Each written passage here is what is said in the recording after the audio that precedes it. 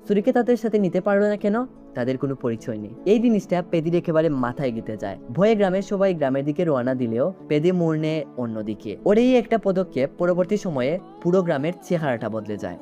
পেদি চলে আসে পেহেলবানদের আস্তানায়। উনার নাম হচ্ছেন নাইডু। এখানকার সব পেহেলবানদের উনিই প্রশিক্ষণ দেন। জানি নাকি উনি কিন্তু কুস্তি করে গোল্ড মেডেলও পেয়েছেন। পেদিকে উনি ভালো করেই চিনেন। ওই দিন ক্রিকেট খেলায় হারার পরও লোকজন যখন ওকে নিয়ে উল্লাস করছিল, জিনিসটা উনি ওখানে দাঁড়িয়ে উপভোগ করছিলেন। ওই দিন উনি পেদিকে কুস্তি শেখাবনে বলেছিলেন, কিন্তু ওই দিন পেদি একটা মারাত্মক ভুল করে ফেলে। উনাকে বলে দেয়, আমি টাকা ছাড়া কোনো খেলা খেলি না। আর এই জিনিসটা নাইডুর কাছে খুব খারাপ লাগে। এর জন্য পেদিকে প্রথম দিকে উনার পেহেলবানদের দিয়ে ভয় টয় দেখান, যাতে করে পেদি এখান থেকে চলে যায়। তবে পেদি সবকিছু উপেক্ষা করে নাইডুকে বলে, আমি কুস্তি দিয়ে আমার পরিচয় করতে চাই, আমার গ্রামের পরিচয় করতে চাই, আমি গোল্ড মেডেল জিততে চাই উস্তাদ। একটা সময় সব রাগ অভিমান ত্যাগ করে কাকু পেদিকে এখানে থাকতে দেন। কিছুদিন এভাবেই চলে যায়। সবাই যেখানে কুস্তি করছিল, প্রশিক্ষণ নিচ্ছিল, এদিকে পেদি তখন জল ভরছে, গাড়ি থেকে চালের বস্তা নামাচ্ছে। পেহেলবানরাও পেদিকে অনেক ইউজ করে। পেদিকে দিয়ে তাদের শরীর মালিশ করায়, খাবার তৈরি করায়। এই ছেলেটাকে চিনে রাখুন, ভদ্রা, কাকুর টপ শিষ্য।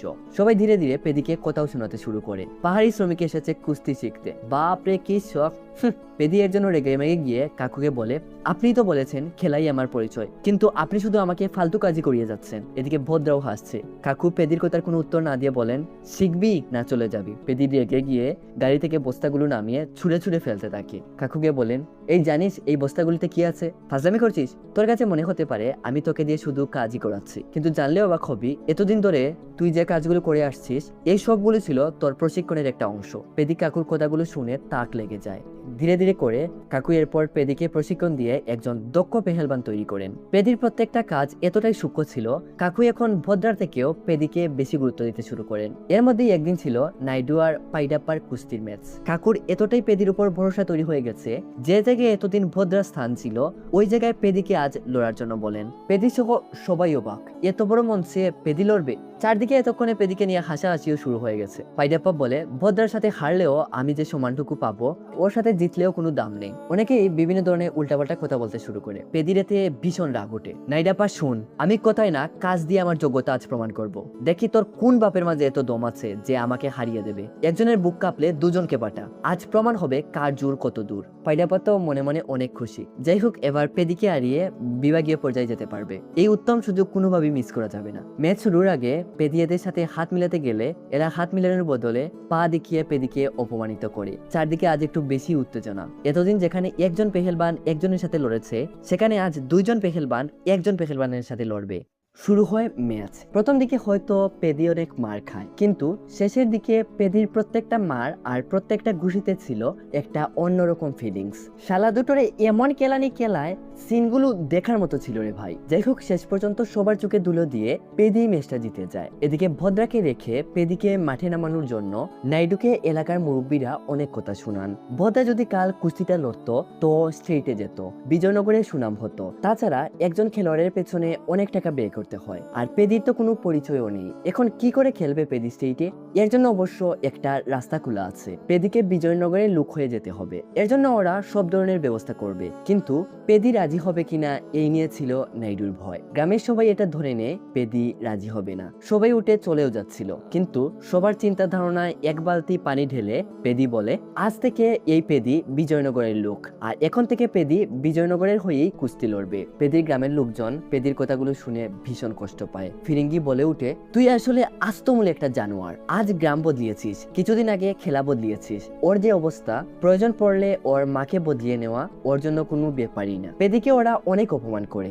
দুঃখে পেদির উপর থুতু দিয়ে চলে যায়। পেদিরও কিছু বলার ছিল না, মাথা নিচু করে সবকিছু সহ্য করে নেয়। ওদিকে পেদির আত্মবিশ্বাস, মনোবল দেখে এতদিনে কাকুর মনে ও আলাদা একটা কনফিডেন্স এনে দেয়। উনি পেদিকে এবার স্টেটে না খেলিয়ে সোজা ন্যাশনালে খেলানোর সিদ্ধান্ত নেন। এর জন্য উনি প্রত্যেকটা স্টেটের পেহেলবানদের কাছে একটা নোটিশ পাঠান, যে আমার শিশুকে হারাতে পারবে আমি ওর গ্রামে এসে ওর হাতে পুরস্কার তুলে দেব। বিষয়টা যখন চারদিকে ছড়িয়ে পড়ে, ধীরে ধীরে করে নোটিশটা নাইডুর পুরনো শত্রু রানাদিয়ার সিসুদিয়ার কাছে খবরটা পৌঁছে রানাদিয়ার তখন প্রতিশোধ নেওয়ার একটা স্কুপ পেয়ে যায়। ঘটনাটা একটু বুঝিয়ে বললে ভালো হবে। আজ থেকে অনেক বছর আগের কথা, যে সময় নাইডু আর রানাদির কুস্তি প্রতিযোগিতায় অংশগ্রহণ করত। দুজনেই তখনকার সময়ে নিজেদের দিক থেকে দক্ষ পেহেলবান ছিল, কিন্তু একদিন যখন নাইডুর কাছে এক বড় মঞ্চের প্রতিযোগিতায় রানাদির হেরে যায়, তখন রাজ্যের মানুষের কাছে ওকে অনেক অপমানিত হতে হয়, যেটা ও আজ পর্যন্ত ভুলতে পারেনি। প্রতিশোধের আগুন দাউ দাউ করে রানাদিরের শরীরে জ্বলছে। দিন ঘনিয়ে ওই দিন চলেও আসে। আজ থেকে শুরু হয়েছে ন্যাশনাল প্রতিযোগিতা। প্রত্যেকটা স্টেটের পেহেলবানদের সাথে পেদি আর রানাদিরের শিষ্য লড়তে শুরু করে। দুজনেই ছিল যেমন দক্ষ কারিগরের শিষ্য, তেমনি তাদের কাজও ছিল সূক্ষ্ম। খুব সহজেই ওরা প্রতিপক্ষের দলগুলোকে হারিয়ে সেমিফাইনালে উঠে আসে। এবার মুখোমুখি পেদি আর রানাদিরের শিষ্য। শুধু জয় না, এটা হচ্ছে অস্তিত্বের লড়াই, দুই উস্তাদের সম্মানের লড়াই। তবে একটা কথা জানেন নিশ্চয়ই, দুনিয়াতে সবচেয়ে বড় ধোঁকা কিন্তু আপন মানুষগুলোই দেয়। প্রথম দিকে পেদি হয়তো ভালোই পারফর্ম করছিল, কিন্তু রানাদিরের শিষ্য যখন পেদির পায়ে আঘাত করে, পেদি ঠিকমতো দাঁড়াতে পারছিল না, পা ঝুঁকিয়ে ঝুঁকিয়ে হাঁটছিল। আর এই সুযোগটা কাজে লাগিয়ে রানাদিরের শিষ্য পেদিকে অনেক মার মারে। পেদি হারতে বসেছে, কিন্তু ওর উস্তাদ যে ওকে অনেক ভরসা করে এখানে পাঠিয়েছেন। আমার পেদি আমার সম্মান ছিনিয়ে আনবে। পেদির পায়ের উপর খুব প্রেসার পড়ছিল, মনে হচ্ছিল পা এক্ষুনি ভেঙে যাবে। তবুও পেদি নিজের সব কষ্ট ভুলে গিয়ে রানাদিরের শিষ্যকে হারিয়ে উস্তাদের সম্মানটা রাখে। কিন্তু এর কিছুক্ষণ পরই পেদি মাটিতে লুটে পড়ে। আজ 3 দিন পর পেদির জ্ঞান এসেছে। ডাক্তার জানান পেদির ডান পায়ের একটা গুরুত্বপূর্ণ নার্ভ পুরো ড্যামেজ হয়ে গেছে। আঘাতের অনেকটা দিন হয়ে গেছে। সময় মতো ট্রিটমেন্ট না করায় ভেতরে ভেতরে প্রেসার পড়ে নার্ভের অনেক ক্ষতি হয়েছে। না চাইতেও বলতে হচ্ছে, আপনি এখন আর ফাইনাল কম্পিটিশনে অংশগ্রহণ করতে পারবেন না। আপনার কিছুদিন এখন রেস্ট নেওয়া দরকার। কথাটা শুনে পেদি পুরো পাগল হয়ে যায়। পেদি মাটিতে পা রেখে দাঁড়াতে পারছিল না, বারবার পড়ে যাচ্ছিল। ডাক্তারের পায়ে ধরে কান্না করতে শুরু করে। একটা মেচি তো বাকি। পেদি এতটা কষ্ট পায়, এটা আসলে বলে বোঝানোর মতো না। কিন্তু জানেন এই সব কিছুর জন্য দায়ী কে? ভদ্রা। হ্যাঁ, ভদ্রাই। প্রথম থেকেই ও পেদির জয় সহ্য করতে পারতো না। আর এখন ও ন্যাশনাল খেলে জিতে যাবে, তা তো হতে দেওয়া যায় না। ন্যাশনালে যাওয়ার আগের দিন পেদি যখন ভদ্রার কাছে শুভকামনার জন্য যায়, শুভকামনা তো দূরের কথা, পেদি যাতে ম্যাচ জিতে না পারে এর জন্য পেদির পায়ে লোহার পাইপ দিয়ে আঘাত করে। এরপর ওই জায়গায় জুড়ে জুড়ে ঘুষি মেরে পাটা পুরো অচল করে দেয়। আর পরবর্তীতে রানাদিরকে গিয়ে ওই বলে এরকম বিষয়। পেদিকে হারাতে হলে ওর পায়ে হিট করতে হবে, আর যেমনটা দেখেছেন আপনারা। তবে এত সহজে পেদি তো হাল ছেড়ে দেওয়ার ছেলে না। আর যাই হোক, ওর এখন একটা পরিচয় আছে, সিলভার মেডেলও আছে। সরকারি যদিও চাকরি পেয়েছে, কিন্তু অত সরকারি চাকরির জন্য এসব করেনি। গ্রামের মানুষের সুখ দুঃখ, গ্রামের একটা পরিচয়ের জন্য ও মাঠে নেমেছে। গ্রামে ফিরে যত টাকা এই কম্পিটিশনে পেয়েছিল, সব টাকা বিজয়নগরের মুরব্বীর হাতে তুলে দেয়। গ্রামের বকেয়া সব টাকা আর ওর পেছনেও ওরা যত টাকা খরচ করেছিল সব পরিশোধ করে আবার চলে আসে শহরে। জীবন বাঁচানোর জন্য এখন আখের রস বিক্রি করে নিজের পেট চালায়। থাকার জন্য ছিল না ঘর। এই মেশিনের নিচেই দিনের পর দিন রোদ বৃষ্টি সবকিছু উপেক্ষা করে থাকতো। সকাল হলে তাড়াতাড়ি উঠে রেলমন্ত্রীর অফিসের বাইরে গ্রামের কাগজটা নিয়ে সবার মতো করে দাঁড়িয়ে থাকে। কিন্তু দিনের পর দিন যায়, রেলমন্ত্রী তাদের দিকে চোখ তুলেও তাকান না। একদিন সাহস করে ভেতরে ঢুকে মন্ত্রীর গাড়ির চাকা দুটো উপরে তুলে দাঁড়িয়ে থাকে। এর জন্য হয়তো পুলিশ ওকে অনেক মারধর করে। তবে আর যাই হোক, কাকুর সাথে ওর একটা কথা বলার সুযোগ হয়ে যায়। পেদি ওর এমন কাজের জন্য কাকুর কাছে ক্ষমা চেয়ে নেয়। আপনার সাথে দেখা করার জন্য এছাড়া আমার কাছে আর কোনো অপশন ছিল না। পেদি কাকুকে সবকিছু খুলে বলে। একটিবার গ্রামে যদি ট্রেন দাঁড় করানোর ব্যবস্থা করে দিতেন, গ্রামের সাথে সাথে আমরাও এক নতুন গ্রামীণ জীবনের যাত্রা শুরু করতে পারতাম। কাকু পেদিকে ওদের গ্রাম, ওর পরিচয় কি জিজ্ঞেস করলে পেদি কোনো কিছুরই ঠিকঠাক মতো উত্তর দিতে পারছিল না। সেমিফাইনালে জিতে পেদি হয়তো সিলভার মেডেল পেয়েছিল, কিন্তু কাকুর কথাবার্তায় পেদি বুঝতে পারে তার এই জিত সরকারের কাছে কোনো ভ্যালুই প্রোভাইড করে না। পেদি মন খারাপ করে বাইরে চলে আসে। হয়তো ও হেরে যাবে। নিরাশ হয়ে রাস্তা দিয়ে হেঁটে যাচ্ছিল। এদিকে পায়ের উপর বেশি প্রেসার দেওয়ায়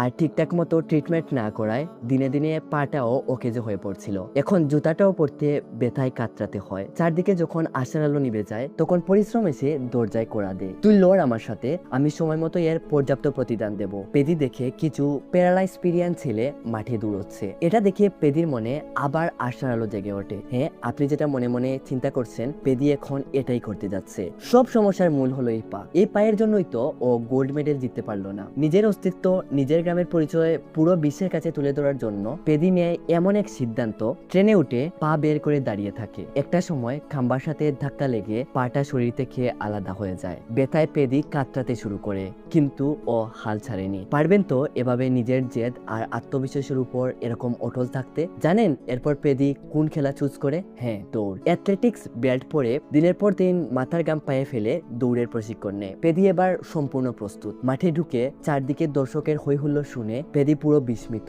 এবারও পারবে তো ওর স্বপ্নটা জয় করতে? আজ পুরো বিশ্ব ওর দৌড় দেখবে। পেদি আজ সরাসরি ইন্টারন্যাশনাল দৌড়ে অংশগ্রহণ করেছে। প্রত্যেকটা দেশ থেকে পেদির মতো প্যারালাইস্পিরিয়ান ছেলেরা দৌড়ে অংশগ্রহণ করেছে। কিছুক্ষণের মধ্যে শুরু হয়ে যাবে প্রতিযোগিতা। সবাই নিজেদের মনোবল আর আত্মবিশ্বাসের কথা মাথায় রেখে দীর্ঘ এক লম্বা নিঃশ্বাস নেয়। পেদিও এক দৃষ্টিতে সামনের দিকে তাকিয়ে আছে। এই তো একটুখানি পথ, এই পথকে জয় করলেই তো হারিয়ে যাওয়া সবকিছু ফিরে আসবে। তো রেফারির গুলি শুরু হইয়া গেল বুলি। সবাই নিজেদের সর্বোচ্চটা দিয়ে জিতার জন্য দৌড়চ্ছে। কে হবে আজকের হিরো? যাই হোক, শেষমেশ দৃঢ় মনোভাব আর নিজের জেদে অটল থাকায় পেদি ফার্স্ট হয়ে যায়। সব লাঞ্ছনা বাঞ্ছনা শেষ করে এবার নতুন গন্তব্যের দিকে এগোনোর পালা। এদিকে যে মানুষগুলো একদিন পেদিকে তুচ্ছ পাহাড়ি বলে অপমান করত, আজ তারাও পেদির জিদ দেখে হাততালি দিয়ে বাহাবা জানাচ্ছে। নিজের মধ্যে যত দ্বন্দ্ব ছিল সবকিছু ভুলে গিয়ে সবাই এক হয়ে যায়। হ্যাঁ, এটাই বাস্তব। মানুষ আপনার পরিশ্রমটা কখনোই দেখবে না, দেখবে শুধু আপনার সফলতা। চারদিকে পেদিকে নিয়ে হই হুল্লোড়ে বিস্মিত।